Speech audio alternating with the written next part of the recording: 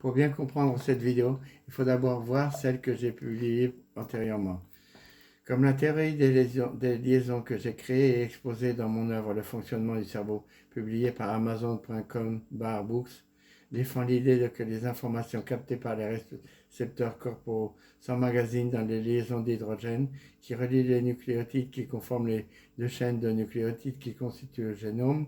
On comprend qu'elles ne se mémorisent pas au niveau des synapses qui relient les neurones entre eux. Hypothèse que j'ai prouvée par le moyen de la méthode empirique analytique. Pour prouver cette théorie sur le plan microbiologique, il faut tout simplement isoler un neurone provenant d'une des mémoires cérébrales humaines.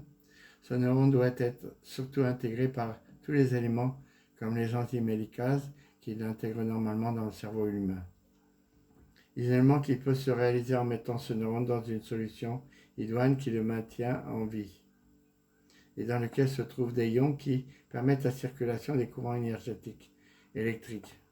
Ensuite, il suffit de faire traverser ce neurone plusieurs fois par un même courant d'énergie régulier, comme par exemple conformé par les signaux énergétiques qui correspondent aux notes qui composent une mélodie.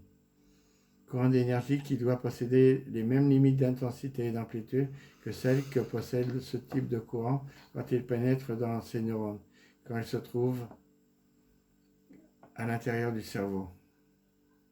Postérieurement, il faut traverser ce même neurone plusieurs fois par ce même courant jusqu'à ce qu'à un moment donné, on puisse transmettre une partie seulement de ces notes et qu'à continuation, la réception de ces quelques notes soit suivie par celle des autres notes de cette mélodie qui ne viennent pas d'être émises, mais qui appartiennent à la mélodie initialement ainsi mémorisée.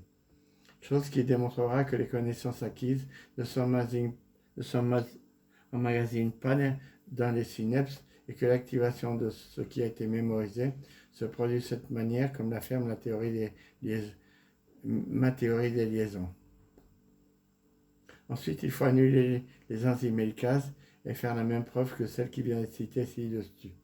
Dans ce cas, ne s'activera pas la remémoration de la totalité de cette mélodie lorsque cela devrait succéder lorsqu'on émet une partie seulement de celle-ci.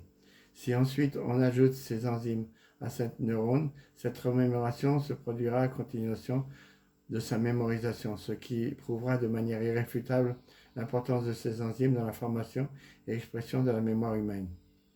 Cette expérience n'est qu'une de celles qui permet de démontrer mes théories, exposées et prouvées dans le fonctionnement du cerveau, publié par Amazon.com/books.